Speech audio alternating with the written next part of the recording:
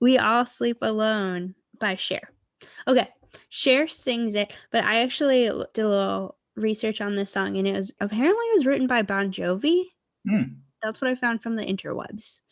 Okay. It all said Bon Jovi, and then like somebody else from like the original like Bon Jovi band or something like worked on this song and wrote the lyrics. But anyway, the way Cher sings it though is just like it's so passionate and feels to me it feels empowering. And I know, Matt, when I picked this song, you're probably thinking like, what does that have to do with moms? It's not really like a mom song. She's not like singing about her mom. Well, first of all, okay, my mom loves Cher. So anytime I think of Cher, I think of my mom because she introduced me to Cher. She used to sing the I Got You Babe to me all the time because that was in my nickname when I was little, or like I guess it still is my nickname, Hmm. which is weird to me because my husband calls me that, which is like a normal like thing. Like Babe? It's, yeah, like he calls me babe, but to me it's like still my nickname from my childhood, so it throws me off a bit anyway. Because like my mom's calling me that and he's calling me that, so it's like it's not romantic. I hope he understands that. Have they ever But called you Babe at the same time? probably. Probably. I wouldn't like, I'm not going to say no because they've literally said things to me at the same time, like in unison before. Yeah. Wow. Oh, you know what? And I think that was what they were saying. Because I remember I was at my cousin's wedding and I was thirsty. And I was like, I'm thirsty. And then I think they both said, like, I think they both said at the same time, like, do you need some water, babe? And I was like, and then I like froze, and my dad was standing next to me, and my dad and I just like looked at each other. And I was just like, And you were just like back forth. Who to go yeah. to? My dad was like, "There's water in the car," and I'm like, "Okay, I'm gonna go get that." This is really weird, but anyway, yeah. So my mom loves Cher. I love Cher. She bought me the Believe album when it came out, and I love that album. I love pretty much all the songs on there. This one is one of my favorites. Mhm. And to me, the message, what's repeated throughout the song is because sooner or later we all sleep alone. Nobody nowhere holds the key to your heart. When love's a possession, it'll tear you apart. I love that line. I love it because for me, I think one of the most important lessons or one of the most important like areas of guidance that a parent, particularly like mother to daughter lessons that can be taught, is that self-love and Mhm. that independence and autonomy. Part of parenting is preparing your children to be able to live on their own. You don't want to raise children to be 100% reliant on you.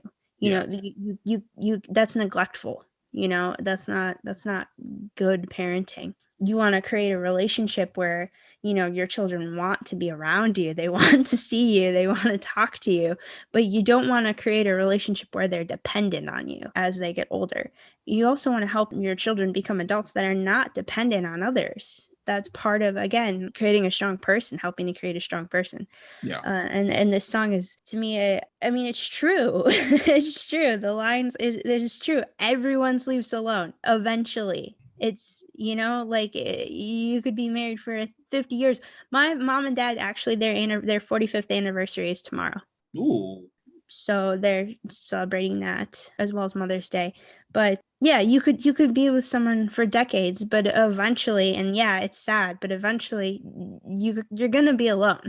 Yeah. And I think, Matt, like part of one of the main things that we try to help our clients with, I mean, I know I'm working on it with a lot of my clients, is learning to be okay being alone. From what I've learned as a clinician and like just what I've learned about psychology and everything like that, Yeah. I think attachment has a huge impact on an adult's ability to be able to feel okay, to feel safe and secure to being alone.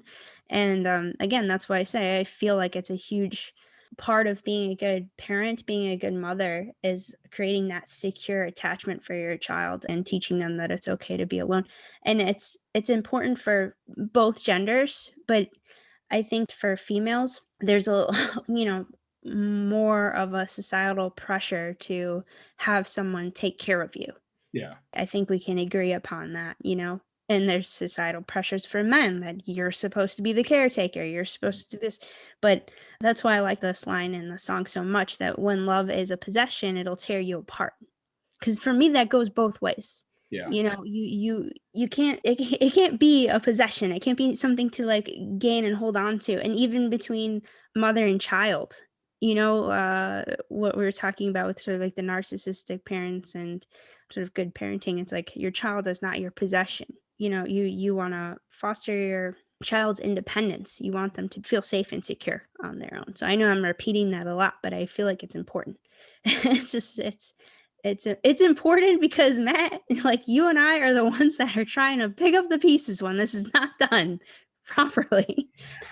And that's one of the toughest parts about being a therapist, realizing after a while, I am a pseudo replacement for the father, mother, brother, sister that they never had, or cousin, or teacher, or mentor. And then we have to juggle that all at once. Come on now. Come on. Yeah, it's it's a lot. So I know I'm repeating myself, but it's important. And that Cher is like consistent about this throughout the whole song. And there are no complex lyrics to this song. It's not a long song. Mhm. You know, it's like the message that she's getting out, and she gets it out well. I guess Bon Jovi's message, since he wrote it. But Cher is the one that like drives it in, you know, makes you feel it. And like you listen to it and you're like, no, you're right, Cher. You're right, Cher. We do all sleep alone. And you know what? Love is not a possession. And then for me, when I hear the song, I feel really thankful. I feel really thankful that my parents helped to foster a good sense of or helped me have a good sense of security and self-esteem. Yeah. Because I've just seen when that's not done. I've seen what it looks like when parents don't do that and how much people struggle. And I feel so grateful, you know, that I'm not having those struggles because I know that my parents love me and loved me. I know that my family loves me and cares about me, and that's always been consistent. Yeah. It's always been known. My mother has always been consistent about that. And what I like about her, because like as a stepmom, obviously, like I see how much I am like her. I'm like exactly like her, but I do have some of my dad too. So like my mom, she always is, like say that she struggles with patience, like with teaching things, or like she has low patience when she's teaching something, or with attitude. Yeah. Or like disrespect. She has no patience for that. And for me, like as a stepmom, you have to have that patience, you know, because they're like not your kids. So Yeah. you have to be patient about everything. And it's amazing because I know my mom has seen me deal with stuff before where she'd be like, I don't know how you did that. She'll tell me like, she's like, I would have snapped after like 3 seconds, and you sit there and you just are so calm. And I'm like, yeah, I think I get that from dad. um, but but but from her, I definitely get that sense of like wanting to make sure that everybody is taken care of. We talked about it a little bit with your song, Yeah. you know, like the nourishment and everything like that. Like before my stepkids even take a step in this house, like, you know, when we have them for a few days or they're the week, it's like I'm already 10 steps ahead thinking, okay, you know, all of the meals that I'm going to make are written on a calendar for the week. So they know like, oh, this is what we're going to eat today. This is what we're going to eat for tomorrow. This is what, oh, that day is a question mark. That means we're probably going to get takeout. I'm already thinking about, okay, what days do I need to make sure that they showered? What days do we need to make sure that they do their laundry so they have clean clothes for the week? Does everyone have clothes that fit? Then I think, okay, have I looked at the boys' pants lately? Do the pants too short? Are they too tight? Do they need new pants? Do the girls need new pajamas? Are those too tight? Do they need new shirts? I just ordered a bunch of new pajamas and new pants for the kids, but I'm constantly like assessing those things, you know? Do they have clean clothes? Do they have clothes that fit? Do their shoes fit? Do their shoes have holes? Because boys do not tell you when their shoes have holes. They will wear them for months when you don't even know that they have holes in them, or they're like poking them because they just don't say anything. So Never experienced that as a boy. it's just a lot like homework. Are they caught up on homework? Is that all good? What fun things are we going to do this weekend? Are we going to do a movie night? Are we going to do some sort of outing? I should make sure that we at least like go out for breakfast or lunch or something, you know? Yeah. These are all the things that you think of before they even get in the house. So that doesn't even take into consideration the when they're here and you're handling like the sibling arguments and you're handling the that's not fair or what are we gonna do this or what are we gonna watch? What are we gonna like all of the little details. It's like you're constantly thinking ahead. And it's like, yeah, some days I'm not in a good mood.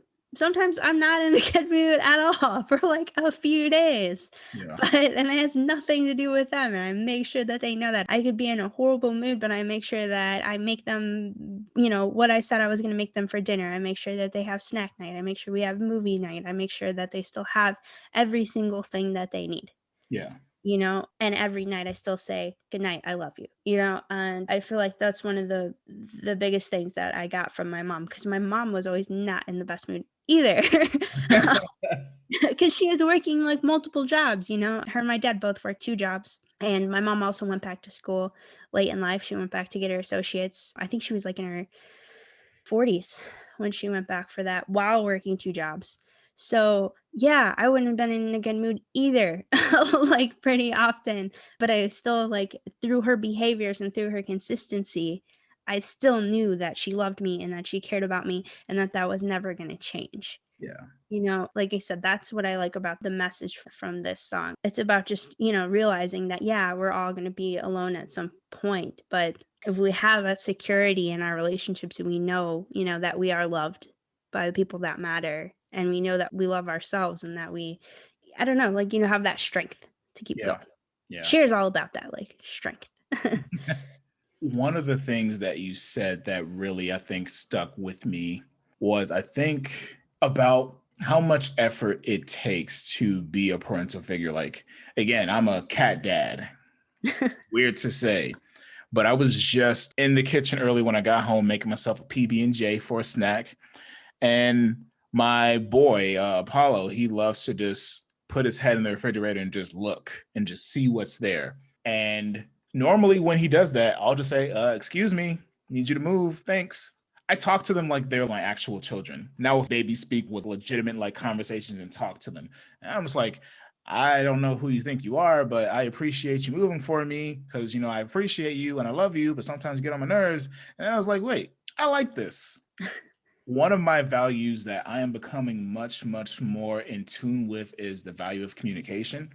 And in that moment, I was thinking to myself, I like how I am talking to this young little kitten, this young little guy, telling him, hey, I need you to move. And he moved. And then I expressed my frustration healthily because they both have been, well, I mean, they did just get spayed and neutered. So they're acting like little brats a little bit, and also trying to be as patient as possible with them, setting boundaries, and also communicating the fact that I still love them. And I was like, damn, if this is what it's like to be a parent, it's cool and it takes a lot of work. And I feel like you emphasize that point very, very well. Not that it's a lot of work in the negative sense, but it takes a lot of conscious effort. A lot of things that we do as people take a lot of conscious effort, and we don't often think about how much preparation goes into becoming the people that we want to be. And I feel like your points definitely emphasize that. So, Yeah, and I think one of the main components too of being able to do that or being a good parental figure, a good mother figure, or just parent in general is, you know, however your feeling or your day is going, it's like once you have kids or once you make that decision to have kids or take on the responsibility of a child, we'll say that. Once you decide to take on the responsibility of a child, it's not about you anymore. You mhm, know, you are responsible for another life. It's like you yes, you still need to make sure that you're taking care of yourself, you know, your wants and needs do matter. You can't take care of somebody else before you take care of yourself, but they are the priority because they completely rely on you. It's up to you to create that safe, consistent environment for them. mhm. But also, again, getting back to teaching them that Yeah. they are capable of caring for themselves as well and teaching them how to do that so they're ready and they're prepared when they are on their own. Autonomy is the goal, motherfucker. Yeah. That could be my catchphrase to my kids when they turn 16. I'm kidding. Um, it also made me think about how important it is as clinicians for us to offer reframes, challenges, cognitive diffusion. I'm talking about all these therapeutic interventions on how to change your perception about your parents or your relationship with your parents. Yes, unfortunately, there's a margin of people who are narcissistic in their parenting. It comes from somewhere. It may come from their own childhood experiences. It may come from the fact that they had the similar types of parents, which is where they learn these patterns of behavior. It may come from the stressors about being a parent. It may come from the stressors of being somebody who is a provider. It may come from a lot of different things.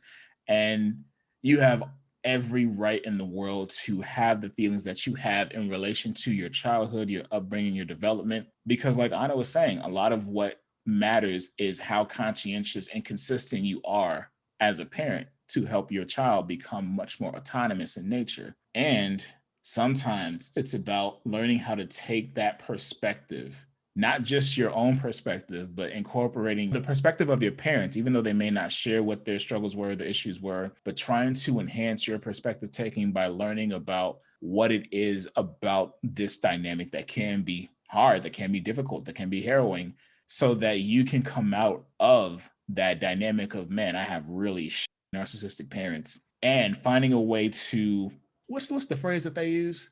Post-traumatic growth. Yes, you're finding a way to achieve that concept, post-traumatic growth. And for those who don't know what that is, post-traumatic growth is realizing that, hey, I went through a really bad traumatic experience. Yes, it changed me. Yes, it hurt me in maybe physical, emotional, mental ways. And somehow I was able to take that experience, learn from it, grow from it, and become an even more powerful, resilient person than I ever thought possible. It is not an easy feat to accomplish. And I am definitely not trying to absolve all of the bad parents out there who really engage in narcissism and hindered their children's growth. And it's something that is not your responsibility to do. You do not have to accept any wrongs that a person has done. This is just sometimes things that we do as clinicians so that we can help our clients, again, receive the growth and nurturance that they're looking for. Because again, we have to juggle the roles that sometimes these parents don't really do that well in. Yeah, exactly. And I think one of the things that you're getting at too is letting people know that they don't have to follow in their parents' steps. Mm-hmm. You don't have to, you're not going to become your parent. You can do something about it to kind of break the cycle. And also, I don't know if we've openly said it, but if you have a parent that was abusive, definitely there's nothing wrong with cutting contact. That is a whole thing that like people struggle with because society likes to, you always see those memes that like, oh, you're gonna miss your mom when she's gone and things like that. For the people who have had abusive parents, like abusive mothers or narcissistic parents, it's like, no, let's not try to make those people feel bad about not wanting to have contact with someone who is Mm-hmm. actively hurting them or was abusive in the past. And that's why we kind of wanted to take that route with this episode, is like there's other people in your life that probably have had some sort of nurturing. There are so many different routes you can take when it comes to healing. And that's why I like the fact that the theme of this song is matriarchy, because again, that support is so much different than what you would get from a father. It's similar and different. And the reason why I wanted to speak to that specific point is because as clinicians, we have to be very on top of things when it comes to how we conceptualize working with our clients, our people, whatever you want to call them, and also help them to resolve things in a way that suits their life. So if cutting somebody off out of your life that is toxic or dysfunctional as nature is what works for you, we're going to help you do that. If trying to process that relationship so you can redefine it and reclaim that dynamic, you can do that. If you want to continue learning how to maintain that relationship, we can help you do that and weigh the pros and cons of that. A lot of it, again, has to do with, again, providing the type of nurturance that you require, not necessarily that you need, but you require in life to function healthily. Yeah, it's a we want to empower our clients. Like it's completely your decision on Yeah. what you want to do.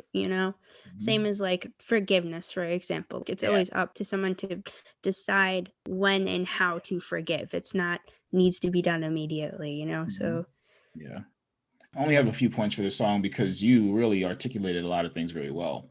The funky upbeat tempo really stuck out to me when I first listened to it because, like Anna was saying earlier, I wasn't sure what to expect from this song. So I was just like, what the fuck is this? What does this have to do with moms? I feel like I want to go to a like 80s dance club and just vibe, just shake my shoulders a little bit. I like I like the reframes, and that's just kind of like changing the perspectives of how you look at certain things that the lyrics kind of provided. The two lyrics that stuck out to me the most from this were one, like you mentioned earlier, when love's a possession, it'll tear you apart. Because it made me think about relationships that either I've been in or ones that I've seen other people in, and just noticed that sometimes the most difficult parts about being in those relationships were when you were trying to hold on to something that was dissipating. It sucks and it hurts and it can impair your self-esteem and self-confidence because you're trying to force something that isn't there anymore or was never there to begin with. And that's why it's so important that consistency in no matter what area of your life is important. If you don't have consistency, if you don't have that, or it's not being provided from you, you find yourself running the risk of engaging in those, well, not engaging, but finding yourself falling into those different styles of attachment, whether it be fearful, avoidance, or anxious, or what's the other one? Is there another one? Am I forgetting one? Isn't it like neglectful or something? Isn't that no, that's No. parenting style. Never Yeah. mind. Well, it's those three: fearful, avoidance, and anxious, and not really being able to engage in what's called a secure attachment. And Yeah, that's the component of a healthy relationship is if you are able to both move on and it's not the end of the world, you know? yeah. Which I don't want to cut you off, but since we're talking about moms, I always thought, because I've always been like super close to my mom. Mm-hmm. When I was little, I was like, we were like inseparable. It was even until high school. It's even when I was in high school, I would like wait by the back door, like to see her car come in. Cause I would like call her all the time when she's at work. She'd be like, what are you doing? What are you doing? And then like wait for her to get home. Um, which is creepy now that I think about it. But I always thought that like I'm so close to my mom. Like I can't imagine like not seeing her every single day.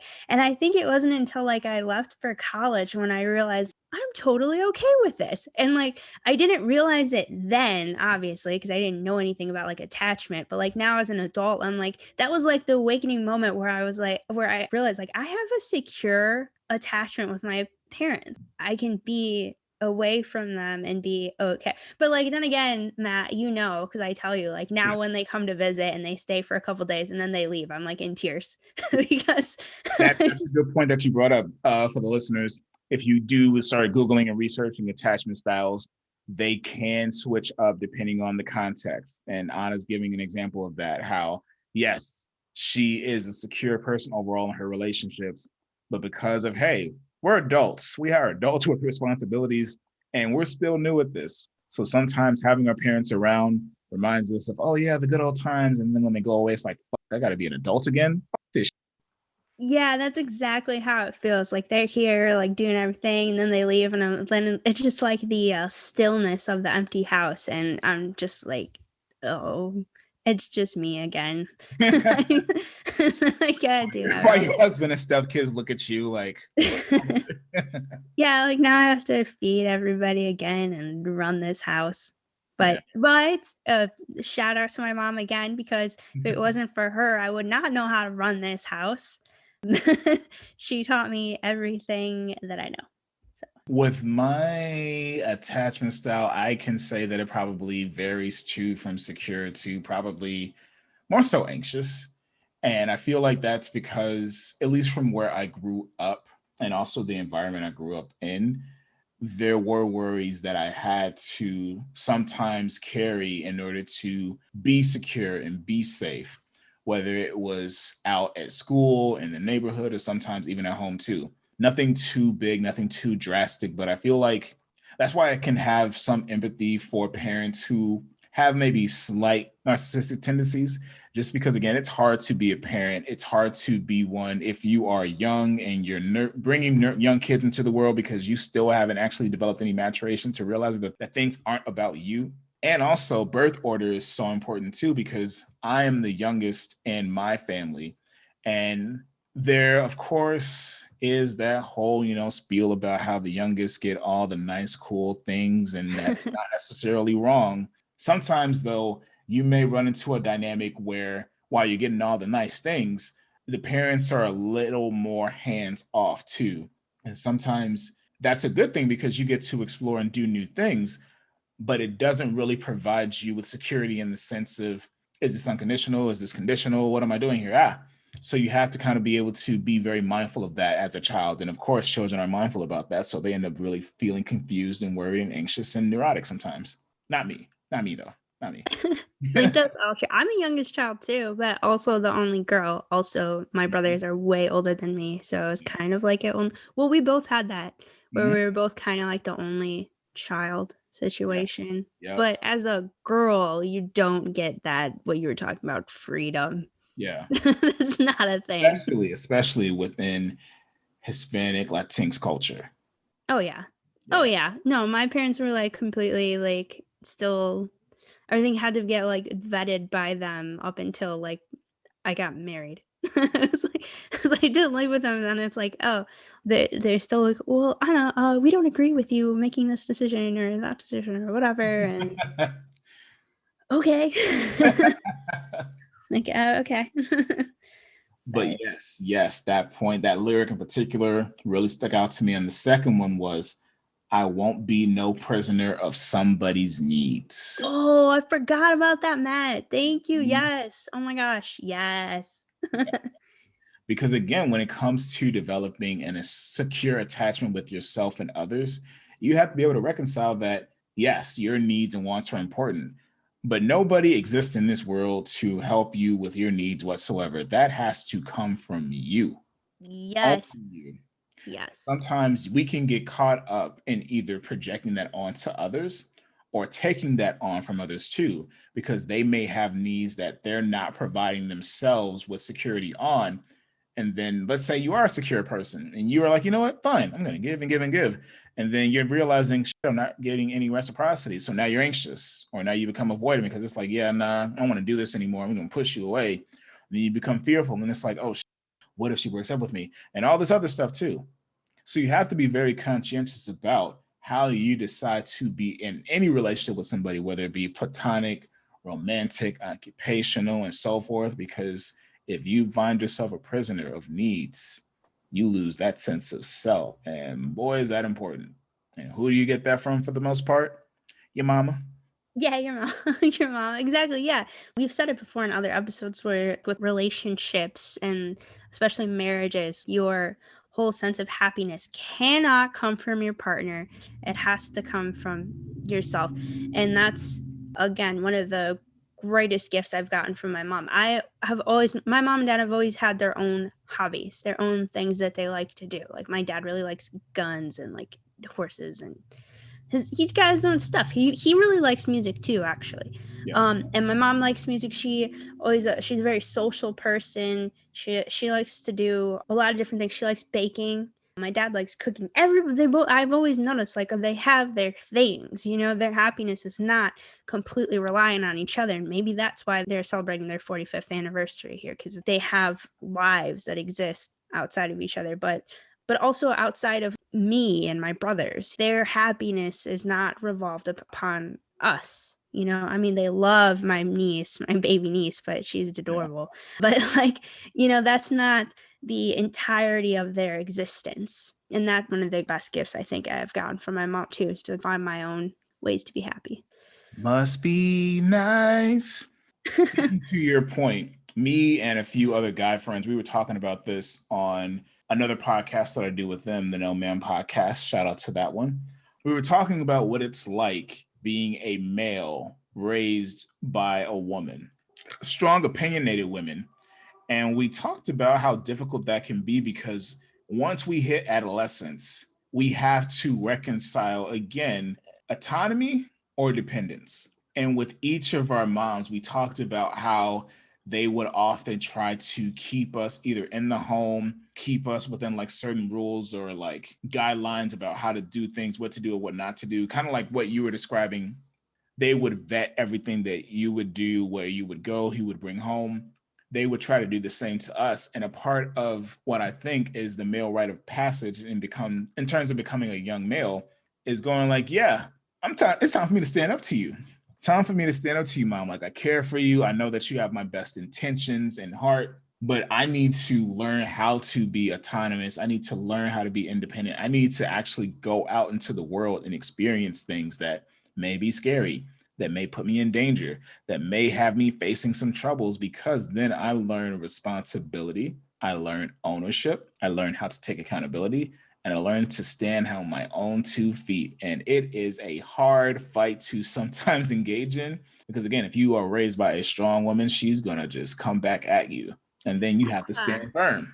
Yeah, no. Yeah, no, you brought up a good point, because that's so with my parents, it was more like of a cultural thing. So it was something I never really like 100% took seriously or respected. I always followed out of respect. I was the type of kid, like high school, like I did not argue with my mom. We didn't have fights. We didn't have that high school teenage years period. That did not exist. I was always just respectful, and I always have been. But as I got older and wanted to start my own family, then it was like the pushback. Because then, and it's funny because I always tell my mom, I go, Mom, you raised me. I'm like, you raised me. So you are arguing like with yourself right now. Like your intensity is being matched by me. And I think we had one argument, like one big argument one time out of she said something to my husband that I didn't like, or she did something I didn't like. And so we we went at it, like me and her went at it like right away. And then like now she always like kind of makes a joke. She's like, oh, I texted him happy birthday. Is that okay? And I'm like, maybe it's okay. Like, let me think about it. And like, and she'll tell me like anything that she says to him. Cause I'm like, oh, you know, well, it's got to be pre-approved, you know, because I run this house. And it's like funny to her, but it's like she knows that I'm exactly how she is. So it's matched energy. That is funny, because it makes me think like, yeah, when I wonder what moment did each of our parents go, fuck, I raised me, and now they're coming at me. Yeah. Yeah, but for me, I've always thought it was like a really good thing. And I'm like, no, mom, this is good because I need to have this, you know, sense of independence and this sense of and this leadership, the leadership skills that she taught me. I'm like, I need those to Yeah. run a house. And so you gave me the skills that I need. But yeah, it's gonna come back at you. This week, I'm going to ask my parents that, when did you know I was officially your child based off of something that I did that reminded me of you? But yeah, that was it. Anna again already hit the point about how this song elicits motherly advice from one parent to their child in terms of ways that they can live their life, not necessarily to like coddle them, but let them know that, hey, this is an element or theme of life. Be very careful, because I want you to succeed. I also don't want you to be hurt. Yeah, you got exactly like my thoughts for the song. You nailed it. All right. Now it's time for the classic segment of. Actually, no. We can't even say the classic segment because it's Friday. Oh, today is Friday. Oh man, this throws off our whole, because now it is New Music Friday. Except I'm going to add a spin on the name. This is New Music, not New Music Friday. Yeah. New music, not New Music Friday. Makes sense. Yep. I like it. For this episode, we're going to give a spin on the recommendations because, again, the theme is Mother's Day, and I still have something I want to recommend personally. So for this episode, we are recommending songs that our moms love. And my song that I'm going to recommend is an interesting one. So back when I was a kid, I did go through that period of, parents are weird and awkward.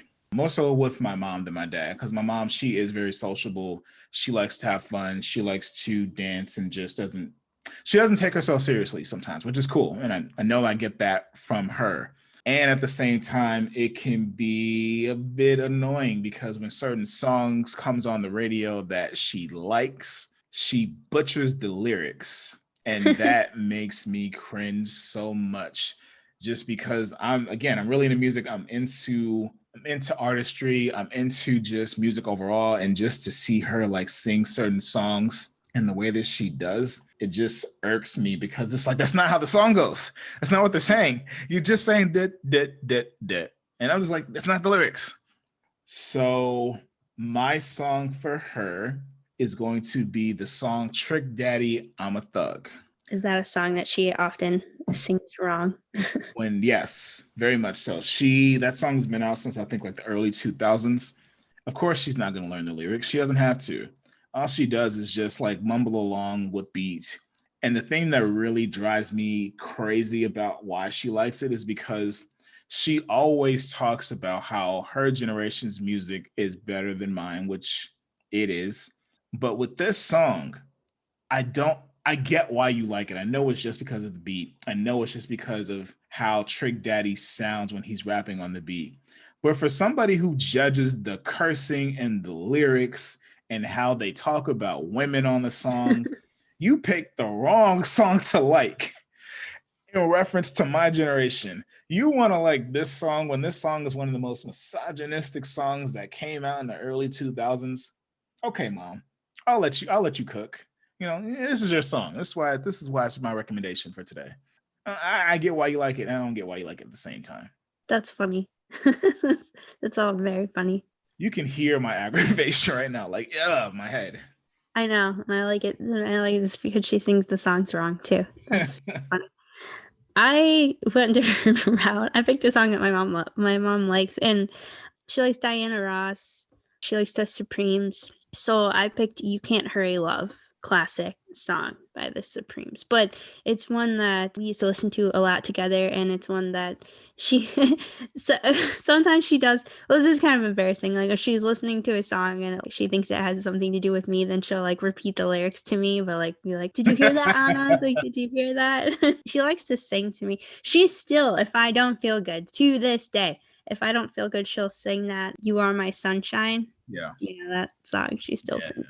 But "You Can't Hurry Love," that was one that I remember her and I listening to a lot, and her kind of like talking to me about, because I just had, I don't know, I guess I had really struggled in like my early adulthood, like early 20s, like just thinking that like, oh, I'm never gonna meet anybody, like I'm gonna be alone forever, which is like, okay, because like being alone is fun, but that like struggle in your early 20s when like everybody's dating and you're not.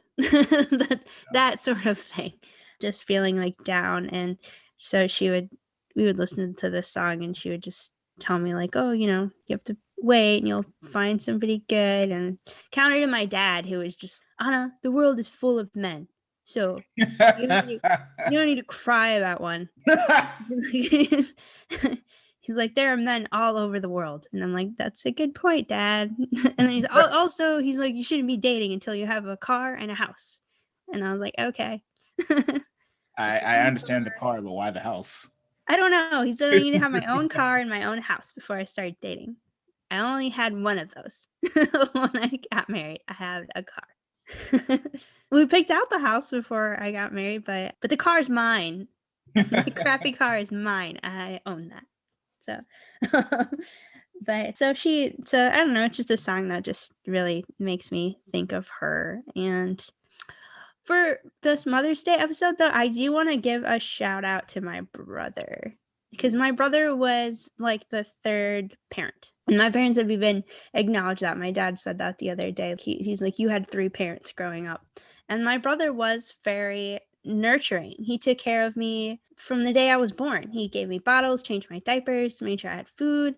When our parents were working a lot, double jobs and everything like that, he would make sure he worked two jobs when he was in high school, and he would bring home food for me and walk me to school and pick me up from school, and in the summer take care of me and take me to whatever extracurriculars I wanted to do, which when you're a 16, 17-year-old boy, probably not the most fun thing that you want to be doing with your summer, just taking care of your little sister and making sure she has food and, taking her everywhere. So I don't know. I just wanted to add him in as another sort of mother figure in my life. And he continues to be, because he took care of me when I was in grad school too. Like we took care of each other.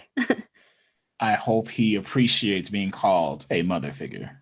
I I don't know. don't think he could care. I think he calls himself that. I think he knows that. Like we've I'm acknowledged it just making so sure much. respect. That is it. Yeah, I think we've acknowledged it so much throughout my life. Like there's even like when I was in my baptism, I saw like an old home video of it and I was with both of my grandmothers and they were holding me. I didn't want my bottle and they were like trying to feed me and I was crying. And then my brother, like 8 years old, like runs by with a squirt gun, like chasing after my other brother. And he like pauses and looks at me. He's like, Anna, eat your food. And I like immediately like silenced, like stared at him and he ran off. I was like, oh, I gotta take this bottle now. I was thinking the same thing earlier. Of course, my sister would be my third parent, which, again, going with third jobs can be a very hard thing when you are a kid being the third parent, if you will. I can't say that our relationship was similar to you and your brothers. Me, I was the youngest. So, again, there would be times where I got things that she didn't probably when she was younger and just went, what the fuck? And then there would also be times where we would get into like arguments and fights where we shared the same room for like years. And of course, she's a teenager who's looking for more independence, more autonomy. And then here I am, 5 years old, like, yeah, I want to use your nail polish to paint my Power Rangers to make them the actual Power Rangers I can't get. And yeah, small little squabbles with that, hiding food under my bed that I didn't want to take to the kitchen because I was lazy. And yeah, those fights helped to make us closer, helped me to develop such a unique respect for her. Because although she would try to tell me to do things that I didn't want to do, the fact that she tried to look out for me and help me discern right from wrong was something that I never forgot. And it helped me to develop a stronger relationship with her in terms of respect. So shout out to my sister. It sounds like you guys had more, like a little bit more of a sibling relationship then. I've actually never seen my brother be jealous about anything because he was like right there with my parents trying to give me everything that he could as well. And he's still like that. Like he's still like that. And okay, well, he was kind of like a little hoodlum in high school, and he used to steal things from me, which was awesome. Well, I didn't really like realize when I was little. I was like, because my mom didn't want me to have Pokemon stuff for some reason, so he like stole these little like pencil toppers of Pokemon, and he'd give them to me, and I thought it was like the coolest thing ever.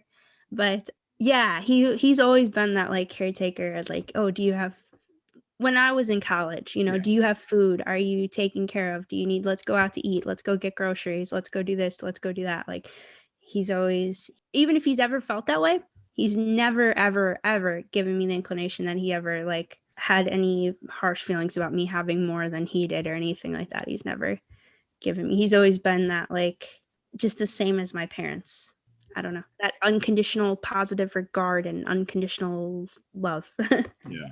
I think it stems from her wanting a younger sister. I ruined So it comes it. out. It's just that you were not a girl.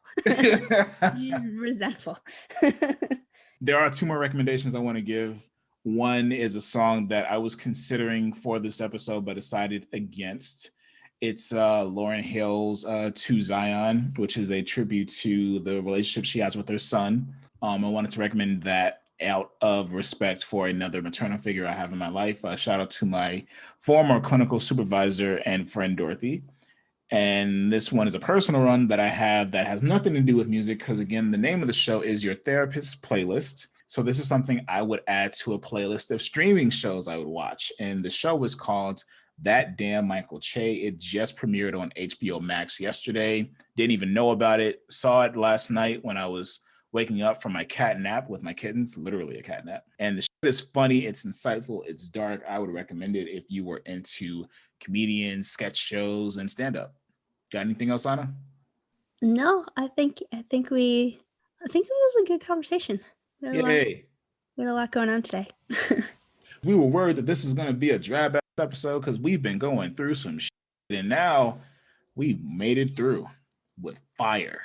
Yeah, we did good. We did good, Matt. We pulled ourselves together. Yeah. And you can Yes. find us on all of the platform streaming services like Apple Podcasts, Google Podcasts, Stitcher, TuneIn, Acast, Spotify. Where can they find us on the socials, Anna? Instagram and Facebook. Also on Instagram, I have our link tree posted. So if you follow us on Instagram or go to our Instagram page, you can just click on our link tree and then you'll see our YouTube, Matt, we did not mention that. Our YouTube account, check that out. We have the video up of last episode, our episode with Dennis Caravello, which is awesome. Yes. That was really fun. So, and we'll be posting more episodes too. We're still working on that. We actually, I don't remember this, Matt, but we video recorded episode 4. Yeah. So that's what's being worked on right now, and then we will add our Nicholas May artist interview as well to YouTube when we get to that. So check us out on YouTube, follow us on YouTube, Instagram, YT_playlist. Yeah, YT_playlist. Facebook, just Your Therapist Playlist. Search us on there, and yeah. We have a Patreon. Eventually, we'll start figuring out how to market that to you guys, so be on the lookout. Our next episode will be an interview with a longtime high school friend. You will see who that is next time because I want to keep it a surprise. Also, we have to thank our lovely sponsor, TBD Coffee. Anna, take it away. Yes, TBD Coffee. Check them out on Instagram and Facebook as well. They should be posting about a new blend pretty soon here if they have not already. If you want to follow them, they also have text updates you can sign up for. They have 15% off of all merchandise website wide. Yes, if you use our code YTP15. That's all capitals. I don't know if it matters, but I don't think so. Yeah, YTP15 to get 15% off on anything site wide. Their coffee is sustainably grown, ethically sourced, freshly roasted once you place your order, and free shipping. And pretty soon, if you guys are interested, see me taste out the coffee first. Yeah, I really like the coffee that I've gotten from them so far. It's good. But Matt has the cool cup, which he's got to show off. So that's part of it. He's got to show off his color changing cup. All right, guys. Again, thank you guys so much for listening to us. You can check us out in a few more weeks with our next spotlight interview with hip hop artist Insert Blank, because again, keeping it a surprise. And we'll see you next time. Bye, everybody. Deuces.